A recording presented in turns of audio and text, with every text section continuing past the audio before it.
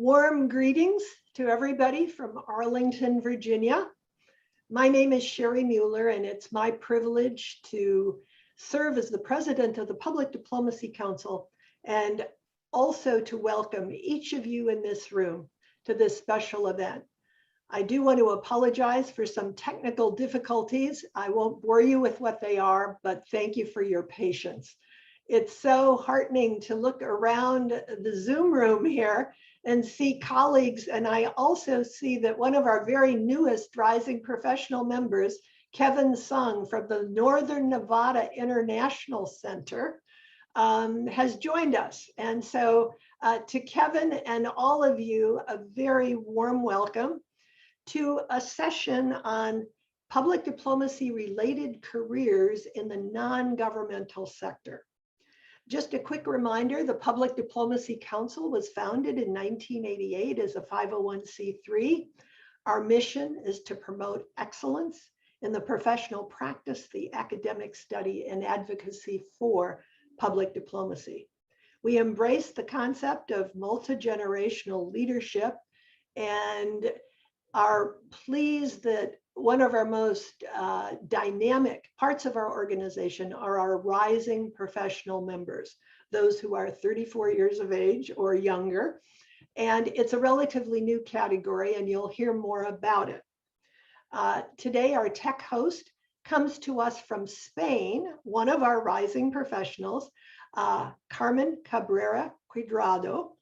Carmen, thanks. Carla, thank you so much. Truly appreciate it.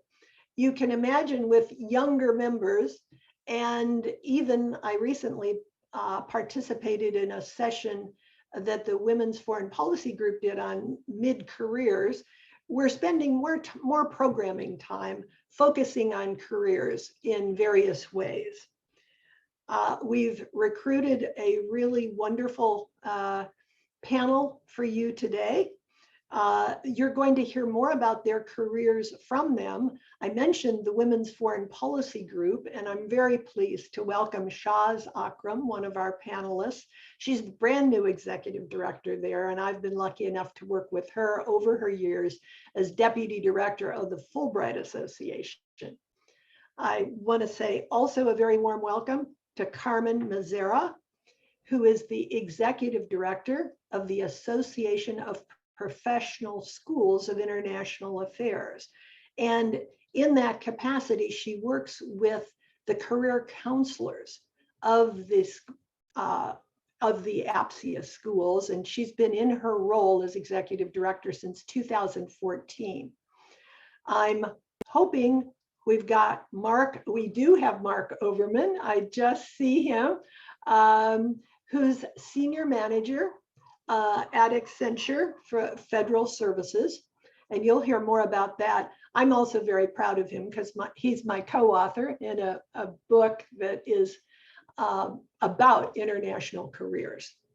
I'm going to turn the program over to our moderator, also one of our rising professional members. Both our tech host, Carla, and our moderator, Aaron Franke, were part of the focus groups that designed the whole rising professionals category. Aaron serves on the Public Diplomacy Council board. He's the coordinator for our rising professionals. In real life, he works in international trade for the Small Business Administration, and he just passed his orals for the Foreign Service. So congratulations are in order, even though we're focusing on careers in the private sector today. So with that, I'm turning the floor over to Aaron Franke. Thank you. So happy to have you all today. Very sorry about the technical difficulties. Doesn't matter how often you do this or how long we live in a virtual environment. Sometimes technology just does not cooperate, and we do the best we can. So also thank you to our panelists and their patience. We had some technical difficulties with them as well, and that's never a good way to start a panel. It just stresses you out. But we're so happy to have them here today and hope that this is a beneficial conversation for rising professionals and others interested in learning more about careers in the non-public sector related to public diplomacy. And so what we're going to do today is try to have a little bit more of a conversation with our panelists and hear more about their careers and some of the decisions and paths that they took. So I'll have some questions, and then for anybody joining the meeting, if you would like to put questions into the chat, we will go to questions later, and we'll also give the opportunity for you to come on camera and ask any questions that you may have towards the end of the session. So again, thanks to the participants and to the panelists, and I'll get started. And the first question will be directed towards Carmen, and then we'll go Carmen, Mark, and then Shaz. In this case, I just want to start with hear a little more, Carmen, about your career and how your path unfolded, and if where you are today is where you visualized yourself as you were entering this field. Thank you. Thank you, Aaron, and thank you to Sherry and everyone at the Public Diplomacy Council for inviting me. When Sherry calls, you have to say yes. So here I am. No, I'm delighted to be here. So my career has touched on a number of different kinds of organizations in the nonprofit sector. I finished my master's degree in international politics at American University. And during that time, I was building their first alumni relations program and serving as assistant director of fundraising. And so both of those relationships were very much about carrying the message of the school to friends and alumni and faculty and students and staff around the world, and helping them feel engaged and connected back into the institution. And so it ended up using a lot of the skills that I had learned studying international politics, studying international organizations. And I never intended for that to be the case, but that's become a very common theme over the 20+ years of my career, having that element of trying to help people who are in disparate places feel connected to something that they might be a part of as a member or as an alum. I was there, like I said, about 4+ years. And then I transitioned to the Atlantic Council of the US, where I had a dual role. I was partially working on their transatlantic relations program. So I was running some fairly classic public diplomacy programs, track 2 dialogues, meetings that didn't officially happen, some of their transatlantic work with NATO, some of their transatlantic work with the EU and the State Department. But a large percentage of my work in that space was with young leaders in 37 countries where there are Atlantic councils. And again, helping them feel connected to each other, helping cultivate that sense of transatlantic space, whether you were in the US or which at that time was called TPIRM, is now North Macedonia, whether you were in Russia, all across where there were Atlantic councils, helping people come together and have that sense of shared responsibility and identity. I left there to go to the Fair Trade Federation, where I was working on sustainable trades and trade justice.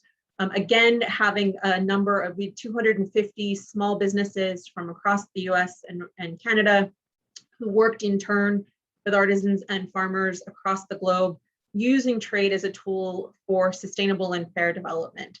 So in that case too, it was a lot of relationship building, using my communication skills, telling stories, helping consumers in the US and Canada see how their purchases could really resonate and catalyze change in other places. So again, it was that element of involving people who are in disparate places to connecting them back to an idea or to an organization. After about 5 years building and rebuilding FTF, I moved on to a group called the Bretton Woods Committee, which is in some ways 180 degrees from where I was with the Fair Trade Federation. So working on fair trade, I was working with very small businesses, but at the Bretton Woods Committee, I was working with multi-billion-dollar multilateral development banks, the World Bank, the IMF. For those of you familiar with the Bretton Woods conference and idea, it was all of those institutions and then the very large international, significantly important financial institutions like HSBC and Bank of America, who often have relationships and a very strong interest in what happens in the multilateral finance, development, and trade space. This was just post the Great Recession, so it was a very interesting time to be working with these entities, again, helping them feel connected to this idea of a regulated, integrated marketplace, helping each outside understand the other's position, and then helping the broader public understand what these institutions were up to, particularly as it relates to those 3 areas. And then after that, I left to come to APSIA, which, as Sherry said, is the community for all of the graduate schools worldwide that specialize in international affairs.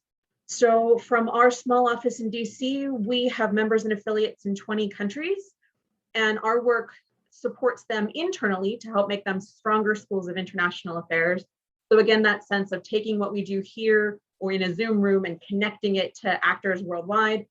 And then the other half of our work is really externally facing, talking to young professionals, talking to employers about the great education that an APSIA school provides and why they should come and study with us or hire our students.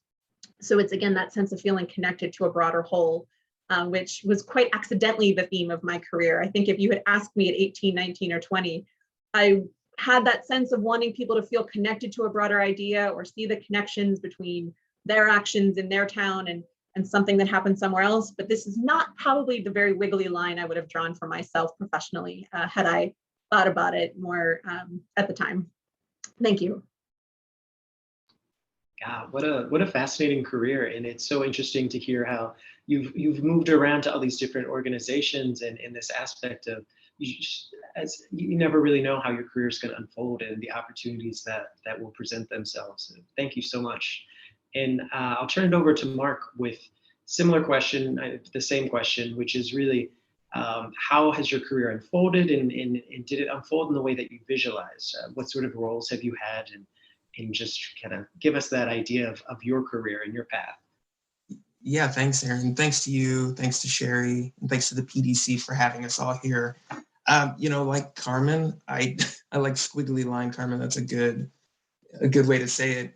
I'd like to tell you, Aaron, that I'm where I visualized, but I don't know that I had any visualization of where I would end up, especially, let's say, 15 years ago. Maybe that's pretty common for people. I'm not sure. I'd like to think so. It makes me feel better about it. But yeah, I think in retrospect, it's a little easier to understand your career path. It all seems to make sense when you look back on it. But when I think about when I started, especially coming to AU for grad school at SIS, meeting Sherry, and starting to embark on my career, I'm not sure I really had a plan or knew what I wanted to do. But I do know, whether I was thinking about it specifically at the time, or it's just was following my gut and my interests, I think I see that there were two kind of guiding principles to the career and job decisions that I made. And one was that I wanted my job, my career, to have an internationally focused mission. Specifically, I found the international education, exchange, development field, of which you're also familiar. That was very much a guiding principle in my decision-making. And the second was the kinds of positions that I wanted were focused on communications, public representation, eventually government relations, which was an interest and skill that I didn't know I had or wanted, but eventually came to really enjoy. And I think this all points back to something Sherry taught me, especially in the context of us working together on a book on international careers that we did that she mentioned, was you want to know what your mission is, the thing that makes you want to go to work each day, the thing that you're supporting and that you're passionate about. That's very important. But equally important is, how do you want to spend your days? And that was really a revelation to me from Sherry, is in many ways for satisfaction, excuse me, it's not enough just to be supporting a mission, but it's, are you doing something on a day-to-day basis that utilizes your skills, your interests, and keeps you motivated and feeling like you are contributing? Because if you're not doing that, you might not be able to serve the mission as effectively as you'd like, or you might not just be as happy as you'd like to be in your day-to-day tasks. So those were two things that were really, really important, I think, for me in understanding the kinds of jobs that I wanted. But if I look way, way back to graduating from college, having had a formative study abroad experience in France, I wasn't sure where I wanted to end up, but I knew international really got me going. That was my passion. That led me to a year teaching English in China, which led me to SIS for a master's. And it was there that I discovered that there was a whole field of international education and exchange, as well as related fields. And it was meeting Sherry at an event at AU where she was talking about her work at NCIB, now Global Ties, and everything she's done in the fields that got me on my path to first working with her at Global Ties, working on a succession of other NGOs and nonprofits in the field, and ultimately to where I am now. I think a lot of those decisions weren't necessarily strategic, but they were following my gut, my passions. And one key piece I know in each career move I had was there was a person or persons, a mentor or otherwise who were key in that move, whether it was helping me in a decision-making process, making sure I was aware of different opportunities that I might have, or just other general support. It was those relationships that have really been instrumental in my career throughout. So especially for those who are maybe younger and just starting your career, building strong relationships, ones that are forged out of natural interest and personal connection, are so, so key. And one last thing I'll say is, now being at Accenture Federal Services for almost 2 years, this is my first job in my career after 15 plus years that is not in the nonprofit sector. It's my first for-profit job. And probably the move to Accenture was maybe my most intentional and strategic career move ever, in that I knew I wanted to build leadership skills and have experiences that were outside of the nonprofit world. This has given me a chance to really understand the for-profit world, see the federal contract and consulting world from a different angle, and to really gain some large contract management experience, financial experience, as well as bigger business development experiences that I didn't have. I don't want to say they were holes in my resume, but they were things that I didn't have experience with, but I wanted it, and I feel they are making me a more well-rounded professional moving forward in my career. So those are just a couple of reflections about my career and the ways my decision-making has unfolded, as unstrategic as it has often been. Yeah, thank you so much, Mark. And similarly, of course, it's such a fascinating path. And I think one thing that you mentioned that probably resonates, I feel, with a lot of the rising professionals is this aspect of not really being sure where the career is necessarily going to go, even when you start studying international relations, but knowing you want it to have that international relations aspect. I think most of the rising professionals, they just have that foundation of that they know they want to make their career in the realm of international relations, and hopefully this panel is helpful in terms of showing different paths of how that's possible. So thank you. And with that, I'll turn it over to Shaz with the same question, which is, could you tell us a little bit about your career, how it's unfolded, and if it's unfolded in the way that you originally visualized looking back into your college days? Thank you, Aaron. So I'm Shaz Akram. I'm the Executive Director at the Women's Foreign Policy Group. The Women's Foreign Policy Group, basically advances women's leadership in international affairs and amplifies their voices through substantive global issue discussions and mentoring. And it was founded about 20 years ago.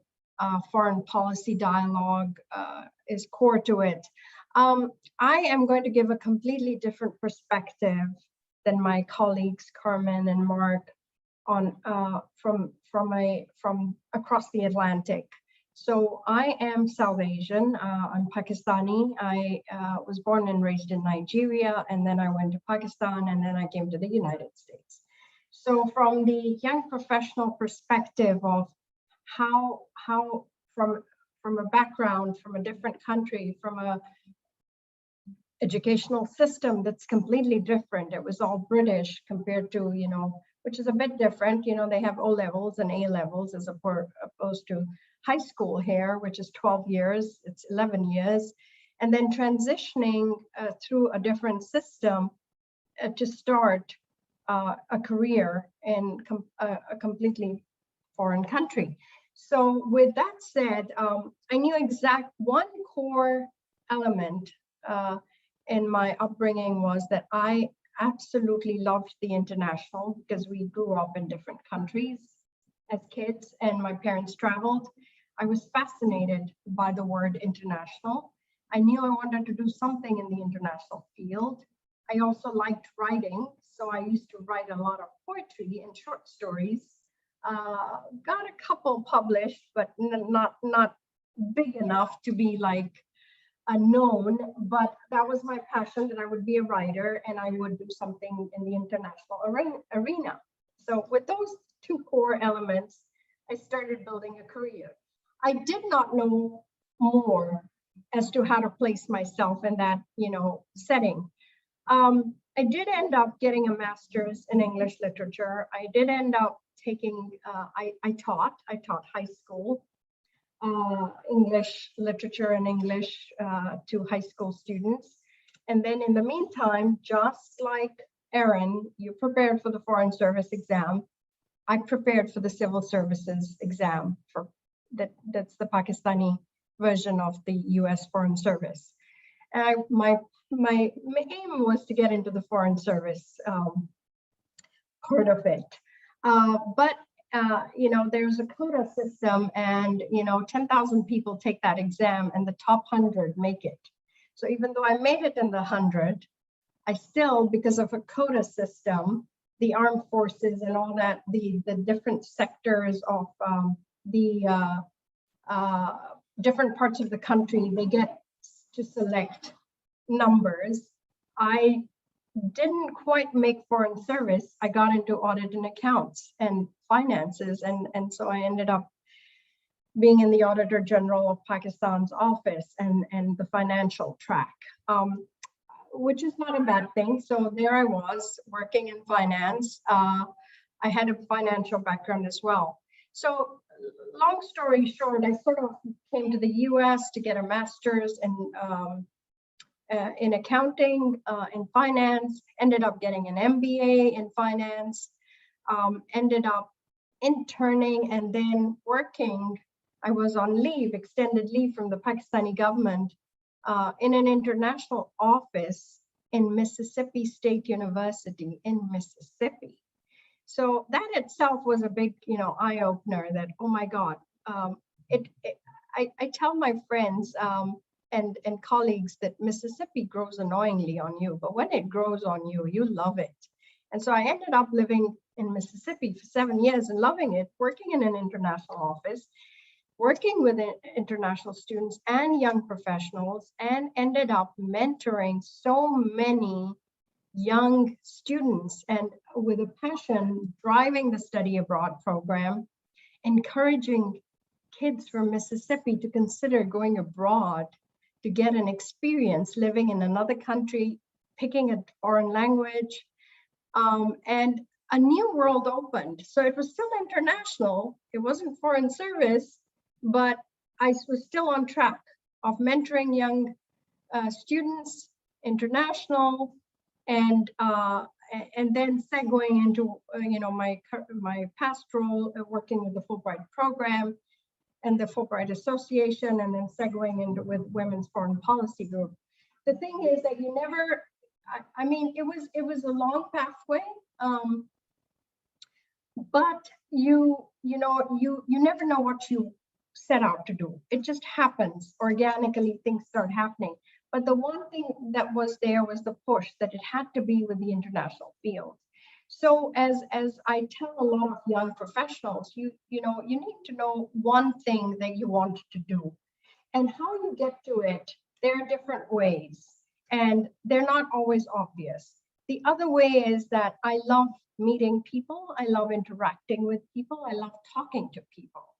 And even though, don't be shy of talking to people about what you want to do. Don't be shy about asking questions. Don't be shy about just being curious about who they are, where they come from, because you never know what pathway opens just by knowing people. And that is what has happened with me. All kinds of pathways open. I had no idea I would be settling in the United States. I had no idea I would end up in the international sphere, field of education and then foreign policy now. But it was because I was open to moving, I was open to ideas, I was open to meeting people. Informational interviews are the key for you to open doors. You don't pressure people. You just shake someone's hand and say, can I sit down and just practice my career speech with you? So that's my life. So Aaron, I'm going to hand it over to you at this point and move on. Thank you so much. And again, we picked 3 great panelists because it's interesting to hear similar trains of thought in terms of career, but so different at the same time, right? And so thank you so much for sharing your experiences in your career with us. Really fascinating. And with that, I'm going to turn it back to Carmen. And the question now is, what in your mind was the biggest roadblock that you faced? In any lessons learned that you feel like rising professionals beginning their career or looking to begin a career in international relations could benefit from? So I think I was the biggest roadblock that I faced because I didn't listen to Shaz. Um, I know that over the course of my career, I have been extremely fortunate to have interacted with some amazing, very successful professional people, and I didn't take the time to draw on their advice. I guess I didn't listen to you either, Mark. I didn't seek out those mentors. I didn't cultivate that network of people around me. And I think one of the things that I thought when I was younger was that you had to like hitch your coattails to someone and sort of ride that train. And I wasn't really interested in that. But there's really a lot of levels to mentorship and relationship building and networking, and technology makes it even easier now than 100 years ago when I was in school. So thinking about the different people that you can draw information from, thinking about those from whom you can do an informational interview, which sounds really imposing, but I think particularly in Washington, people are vain and they love to talk about themselves. So posing those introductory questions, tell me about your career, and not just in a very black and white yes and no kind of way, but what are, as much as you're doing now, Erin, what are the skills you had? What do you wish you had done? What kinds of things can I draw from your experience? Because no one's path is going to be the same. And I wish I had done more of that information gathering. I wish I had done more of that relationship maintenance over the course of my career. And then the other big lesson that I think I've learned is that it's important. There's so many problems to solve and there's plenty of work to be done. So I don't have to do all of it. It's okay to say, I care more about this issue than I do about that issue. So I'm going to focus on this and let somebody else focus on that, which is a very complicated way of talking about understanding your own theory of how change happens. I talked in my introduction about how I went from working with really tiny entrepreneurs who had really direct relationships with small villages and small farming communities. So when we were successful in our work, change happened really fast. I was 2 steps away from different communities all over the world. But the change was small. It was fast, but it was small. And then when I moved to a place working with multi-billion-dollar organizations, change was very slow. But when it finally tipped, it tipped in tens of billions of dollars. And so it had the ability to cascade into lots of different things. And it took a long time for me to realize that I was okay with small and quick, and I was less okay with big and but slow. I wanted us to be a more active partner in that change and more directly involved in it. And that's an important lesson, I think, for folks that only comes with exposure to different things. Because for some folks, like if it was only $1,000, they're like, why did I even bother? But $1,000 can be really catalytic in some communities. But at the bank, $1,000 is like paperclip money. So it's really important to understand how comfortable you are with those different kinds of levels of change and what issues you really want to contribute to solving, or at least stinking a little bit less. And those are things that I didn't think about when I was younger, and I wish I had come to some of those realizations a little earlier. Yeah, thank you so much. And so Mark, turning over to you, same question. What did you find was potentially your biggest roadblock, and any lessons learned that you would have for rising professionals? Thanks, Erin. You know, Carmen, I appreciate that you were saying maybe I did something right when it came to relationships, but for sure, I think I've done that over the years as I've gotten older more intentionally, that is cultivating relationships, but I don't think I did it intentionally with some sort of plan early on. Maybe I'm just a people person. Maybe I see that I want to, oh, this is a good person, somebody I get along with. I want to hang out with them, talk to them, whatever it is. So I think I'm lucky in retrospect that in many ways I prioritized relationships, but maybe not strategically, maybe because I didn't know what else to do. Whatever it is, that's definitely a lesson learned, or something that I'm happy that I did, was understand that good people in my life are perhaps one of the most important things, both in terms of the satisfaction I feel with having great friends and colleagues, but also, like I said before, being able to utilize them. And I don't mean that in a utilitarian way, but to allow them to help me to ask for help when it comes to whether it's just broader career advice or really specific opportunities. But Erin, to your question, I think one of my biggest roadblocks was not knowing what I didn't know. I didn't know how to channel my interests. It's easy for us all to say too, well, I want to do something internationally focused. I think we all on this call would agree with that statement. I think for me it was, then what? Where do I take that? What jobs or organizations or companies or businesses exist that could allow me to channel that interest into an actual paying job? And that was a big roadblock for me. I was an English major in college, very interested, like Shaz, in writing. I wrote a lot of stuff that was definitely not publishable. It was very bad, but it was of interest to me.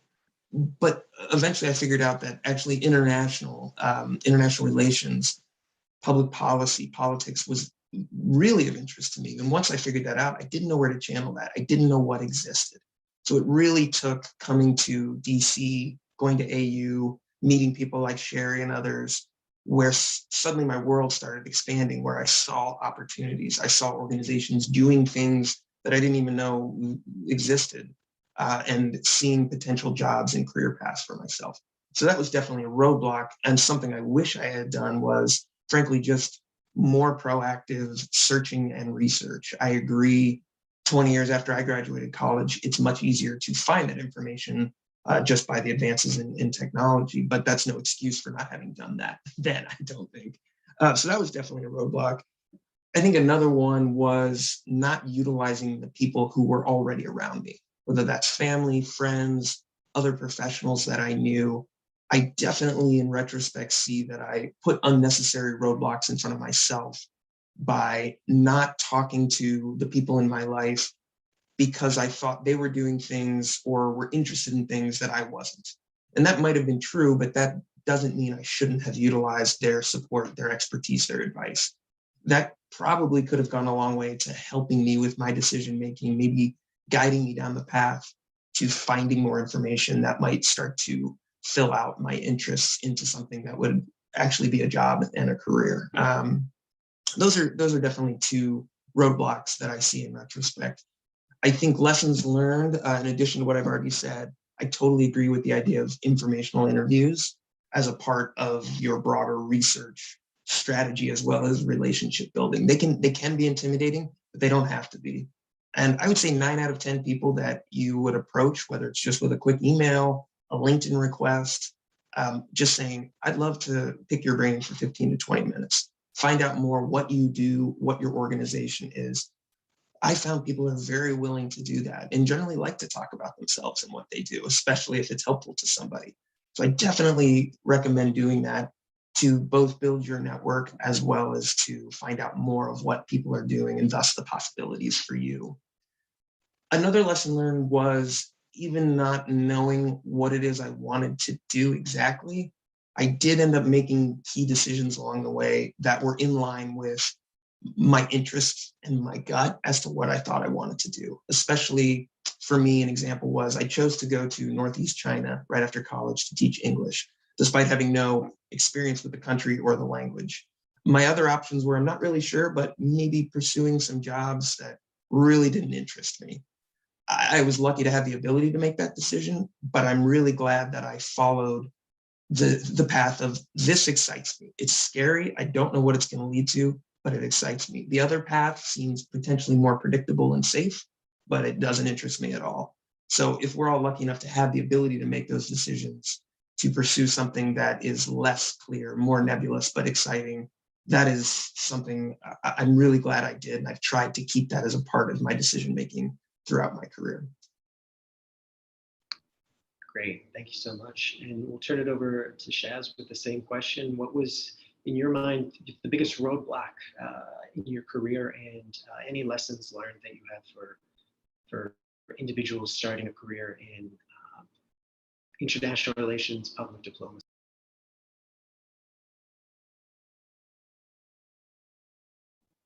Thanks, Aaron. I was trying to speak while I was still mute. I have to agree with Carmen. The biggest roadblock is us, ourselves. We underestimate our capacity. We underestimate our self-worth because we think, oh no, I don't know another language, or oh no, possibly think I could go and live like Mark in China. My gosh, you know, we hold ourselves back. One thing I've always told everyone I've run into in my life is get a study abroad experience.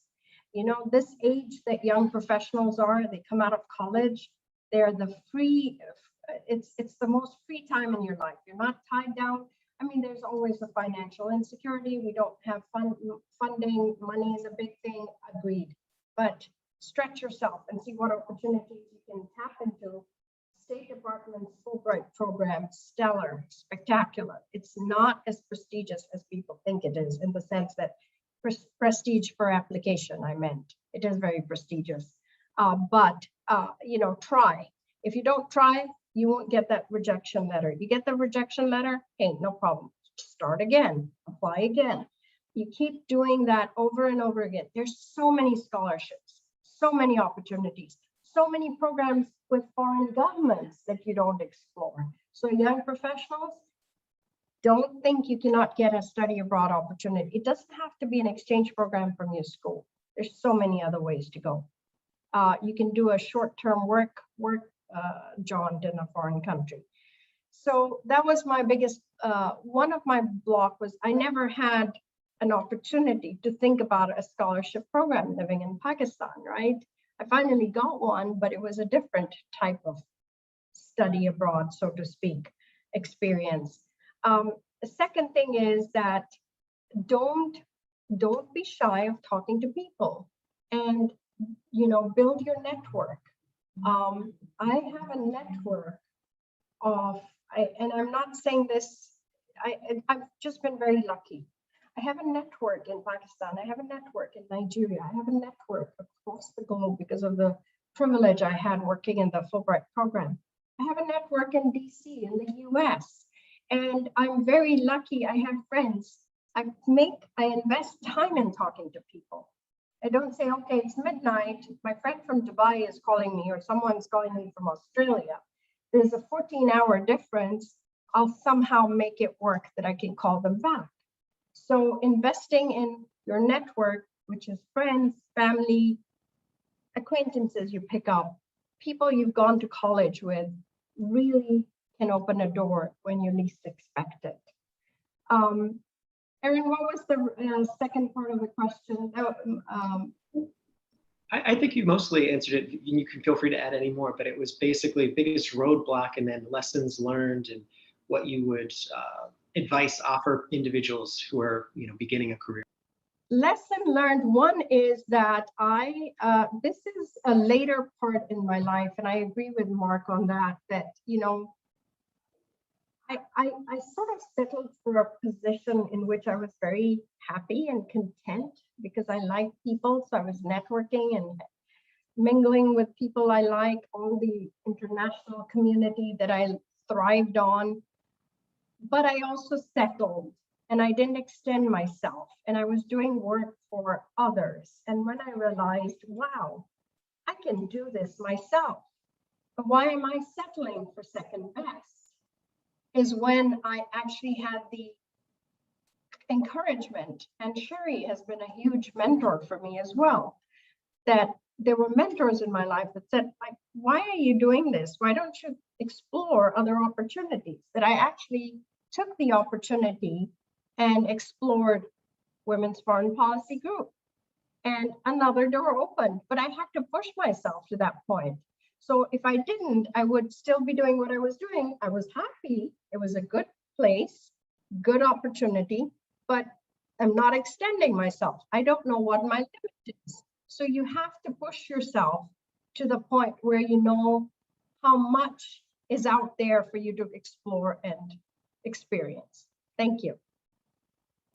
And thank you. And I really resonate with your aspect of doing a study abroad or something abroad. And I would be remiss if I did not use it as an opportunity to pitch Peace Corps. So as a former returned Peace Corps volunteer, it's a little messed up currently because of COVID, but I would encourage rising professionals who are interested, you know, always consider the Peace Corps. You're not too old for it, and what a life-changing experience. So I just wanted to pitch that because yes, you're completely correct in that. with that, I mean, I do have more questions, but we want to be respectful of everybody's time. And I wanted to take this opportunity to turn it over. I don't think I've seen any questions coming through the chat, but if any individuals who are participating have questions for our panelists, you can feel free to raise your hand and come on camera and ask, or put in the chat. So I'll just give a few seconds for anybody who has questions. Now's a great time to ask. Aaron, while folks are typing, can I share 3 real quick things? Sure, absolutely. So yes, I encourage you all to type while I talk, because who wants to listen to me anyway? We've talked a lot about networking and informational interviews, so I just wanted to share 3 really quick ways to do that, because I know those are scary terms that a lot of folks use all the time. First one is send a clear email with a very clear subject line. Student, young professional asking for insight and help, something. So I triage my email like most people by the subject line. So if it's just something banal like hello, I'm not going to answer you. Second one, don't attach anything. A lot of people send me their resume up front, and think of that like asking for a marriage on your first date, right? I don't know who the hell you are. I don't know why you've attached some random document to me. I'm not going to open it. I'm going to delete it. So don't do that. And third is have something specific to ask that's actually about me. If you are just looking for people to talk to, why should I don't have a lot of time. Why should I give it to you? But if you have a question that I, as Carmen, can actually answer, I will do that all day long. So those are just 3 quick things that it can hopefully make it a little less scary and a little easier, but folks want to talk with you. They love to talk with you. And if you do those very baseline things, doors will open. So sorry, Adam, thank you for being patient. No, I think that's such great advice, because in this field, sometimes you're right, informational interviews, nobody necessarily teaches you how to do that. And so just, it might sound like common sense, but it's not necessarily. You don't know how to approach it. I think that's such great, straightforward advice. Really appreciate it. That said, I'm going to turn it over to Adam. Adam, you have a question? Thanks, Aaron. Thanks to all the speakers for your advice today. It's really helpful. My question was for Mark. I was wondering, could you talk a little bit more about the work that Accenture does in international affairs and the sort of things that you do on a daily basis? And what are the most important skills that you would look for in someone transitioning to work with you? Thanks, Adam. Yeah, good question. So you all, I'm sure, have heard of Accenture as a massive consulting firm, which does everything around the world. The part I work for is a much, much, much, much smaller piece called Accenture Federal Services, which, as the name indicates, is only working with the U.S. federal government. So it is, one of those contractors that is implementing services for agencies across the U.S. government. So there are a lot of things that my colleagues in different programs, portfolios, agencies are doing that aren't necessarily internationally related. But I am working on the Department of State account, so it is all internationally related in that sense. Your question, about skills is a good one. It's interesting going from the NGO nonprofit world, in which I was either working for or directly connected to program implementers, I'll call them, those who were, say, partnering with the State Department or USAID or Department of Education to run international programs. That I've now transitioned where AFS, as we call it, not to be confused with American Field Service AFS, that's been hard for me over the years, that very much more of a, what I'll call back-end technology implementer, supporter of those who are carrying out the programmatic mission of the State Department. Equally vital, but a very different kind of work. If you're very interested in technology, there's a ton of technology-related work to be done, and that could be in-depth coding and other engineering skills, or it could be slightly higher level program management of technology. Those are definitely skills that are prized. For me, I'm not really either of those things, so I'm doing a much broader kind of people and program management, what they call change management, which is essentially just communications and training and making sure people can function well together. So I think those broader skills are really, really important. The ability to deal with ambiguity, to understand how relationships are made, to learn what a client, meaning a program within the State Department, is doing and needed, and how we can bring what Accenture is doing to help them, whether it's in a super specific technology space or a more kind of strategic consulting world. I hope I'm not sounding super consultancy by being vague, but it is a very, like, we need hard skills, but also we need skills that are a bit softer, that I know everyone in our field brings, that are harder to describe, but are really, really important in managing a client, meaning the Department of State and the program and the contractor relationship. I don't know if that helps, Adam, but that's like a kind of brief high-level overview. Thank you. Yeah, thank you, Adam, for the great question, and to Mark for a great answer. And I know we're running up on time. I think we can go a few over, as long as that works with everybody's schedule. And so basically, I think we'll go with Peter, and then move more towards a wrap up. So Peter. What a hour of great advice. I'm really impressed with our panelists. There's one sphere in which I've had, I wouldn't say a connection, but let's say a flirtation, including during my 30-year foreign service career, and that is corporate public relations. And I was in Bahrain as public affairs officer for 3 years, and oil poor country. And they were American petroleum companies, and each of them had a kind of a PR person that was doing far more creative and out of the box programming than I could do with all the constraints as a USIA officer. And I'm thinking, geez, what am I doing this government stuff for? I could get paid more and go in the private sector. And then, I kind of thought of the public service thing, and, that I was doing pretty well in the career, and I didn't do it. But I will tell you, a couple of my retired superstar colleagues have gone into corporate public affairs. And one who I don't think would mind me mentioning his name at all is Mark Davidson, a consummate Japan hand, who is now basically running international public relations for Amway, and has done some amazingly creative programming. And the last time I was in Tokyo and privileged to have dinner with him, he was just going on and on about how much less red tape there was to put out a good idea and implement it, if he could just, articulate it. Anyway, just my 2 cents. That's one other sphere in which you all might want to think about exploring. Thank you. Great session. Yeah, thank you so much, Peter. I think a good point, a different area that we haven't discussed. Much appreciated. I don't think that we have one for Marcy. Okay. Yes, hi. This is a question for all three of the panelists, but Shaz, I know that you mentioned this in particular, that there's a point where you felt you reached a plateau and you wanted to get yourself out of that and try something new. How do you recognize and identify that you've reached that plateau, and how do you get out of that? An excellent question. When your life starts spiraling all over the place and downward, and there's stress, and then nothing gets done, and that too. My first advice, you need to change a position as a start. When as a young professional you join, you get a job. You give yourself 2-3 years. You do everything from photocopying to making coffee to scrubbing the sink in an office, and it's not under you. You learn everything off that job. And then you give yourself 2 to 3 years and you shift.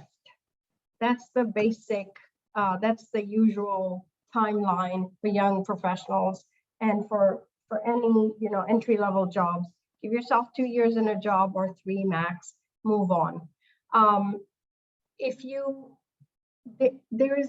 my aspect, I'd already shifted in my own life. I'd shifted a lot of careers already, not only careers, countries, that I was tired and I was happy. So I sort of in that mid-career level, I was content with where I was and what I was doing. But I'll be very crude, actually. The harsh reality is until you don't shift careers, the position rising through the ranks is a good thing, but sometimes rising through the ranks, and I did rise, boy, I was hired as a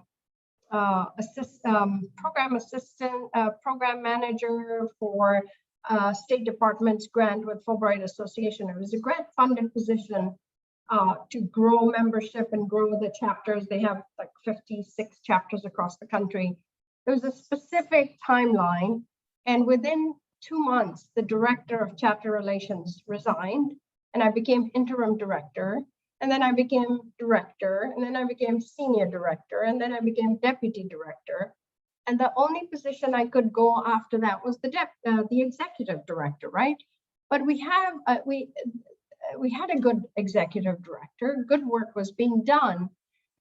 So you know, there is no position for you to grow, but at the same time, you know, the setup of the office is nice. It's okay.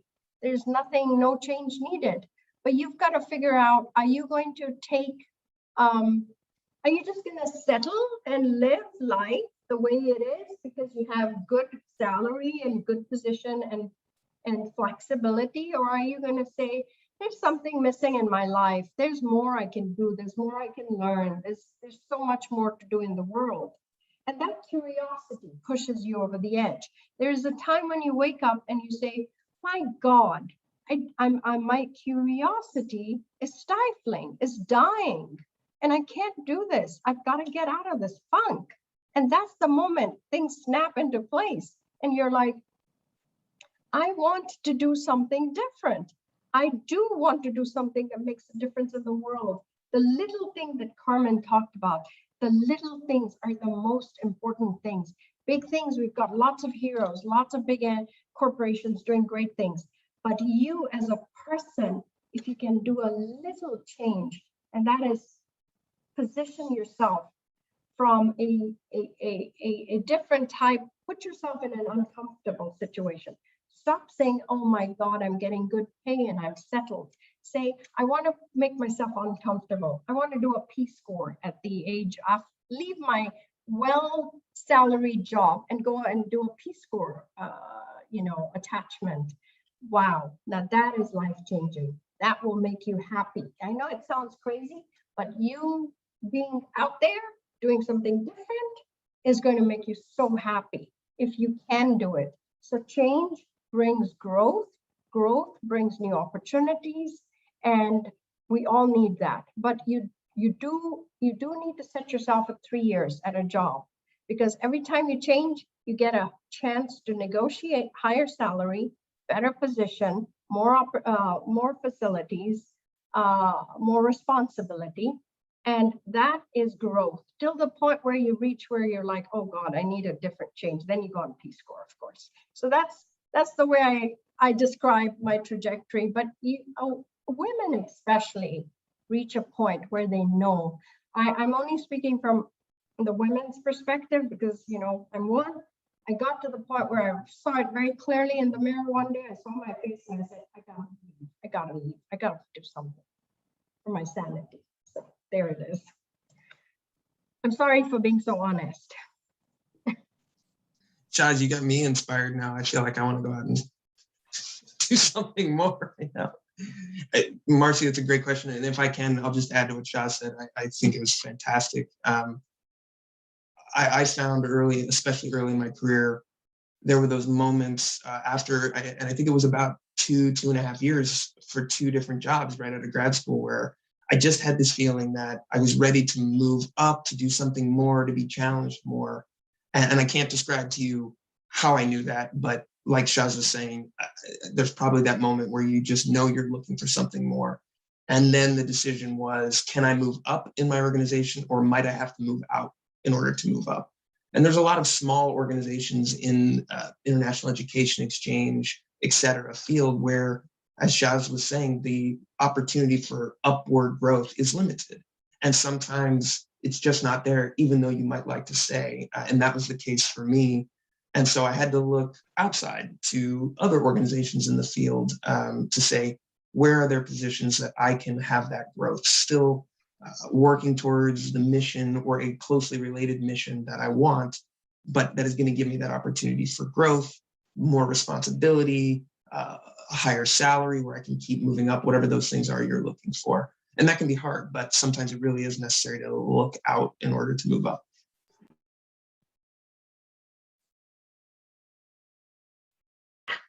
The only addendum I would add to that would be you're going to hit that wall sometimes before you find the next gig. So don't let your employer realize how grumpy you might be, because the field is small. I'm not saying that you can't push for change.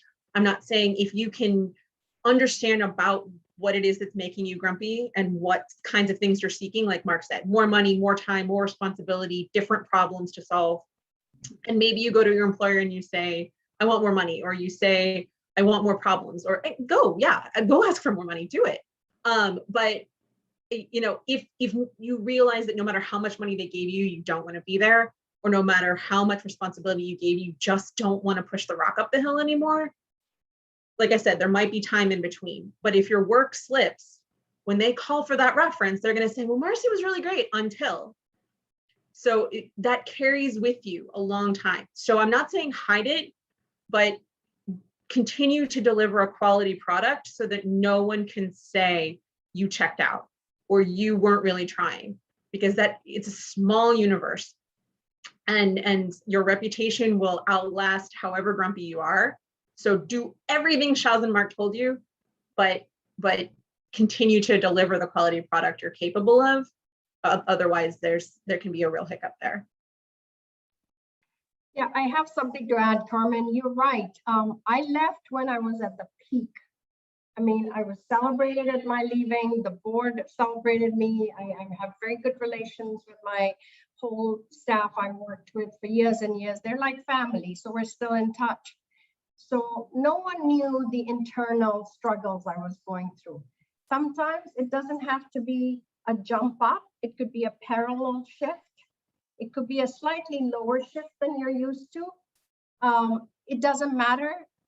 Do what's best for you and do what's right, because everything, you know, sometimes the more, if you go higher, it comes with more responsibility and more work. So it's sometimes good to take a break to go into a parallel or slightly different career to give yourself time to regrow and relearn a new skill, or just expose yourself to a new career path. So, and it gives you, you buy time, because going up, if you're dedicated and you're really focused, you will move up. You know, your work tells you, your work is your advertisement. You're good at what you do, you go up, no problem. But, you know, it's also a good time for you to shift into another gear and look at another sector of work, like the corporate world that I think Peter mentioned. There are different pathways. So don't look at that negatively as well. Keep your, you know, options open. Wow, Marcy, what a great question and really great responses. I think that was a really good place to wrap things up. And so with that, we had somewhat of a rocky start, but I think overall this ended up being such an amazing panel. So thank you to the panelists, and thank you for everybody who logged in. And at this point, I'd just like to remind anybody who is not a member of the Public Diplomacy Council that if you are interested in joining, you can find more on our website, or reach out to me or any member of PDC and the Rising Professionals. We would be more than happy to have you. So again, thank you to the panelists, and thank you to everybody who joined. And now I'll turn it over to Dr. Sherry Mueller. Thanks so much, everybody. Our tech hosts, Carla and Marcy, super panel. Loved, even though I know each of you and for a number of years, it's fascinating for me to hear different lessons you've learned and challenges you've faced. I'm going to just add 3 quick things that kind of touch on what you all have emphasized, along with building relationships and networks. One, I remember Mark, and I'd be remiss if I didn't plug our book, Working World, the second edition. But remember, for the first edition, we interviewed Larry Bacow when he was president of Tufts University. He went on to be president of Harvard. He may still be there, I'm not sure. But he described his career as a series of accidents. And that's always stayed with me because, as one of you said, looking back, it makes sense. But as you look ahead, there's a lot of uncertainty out there, particularly in the time of a pandemic. I made a career change from one NGO to another. And I remember my mom asking me, why did you take a salary cut? It was $4,000. I remember that I went down, and this was in 1996 when it was a bigger deal. And I said, Mom, you know, and you've got a stable job and you're going to take a job and you don't know if it's going to be there in the next calendar year. And I said, Mom, I'm not learning enough anymore. And to me, that's one of the answers to Marcy's plateau question. And finally, just to let you know, I keep a magic wand on my desk to remind me that we can do a lot more than we think we can, and to try to set aside some of the obstacles and really think, what would you do? How do you want to spend your days? That was such good advice. One last thought, just to remind you that we have a First Monday Forum coming up in November 1st at noon. And the topic will be Global Ties at 60, building a domestic constituency for public diplomacy. I hope you all will join us. And thank you very much for your participation today.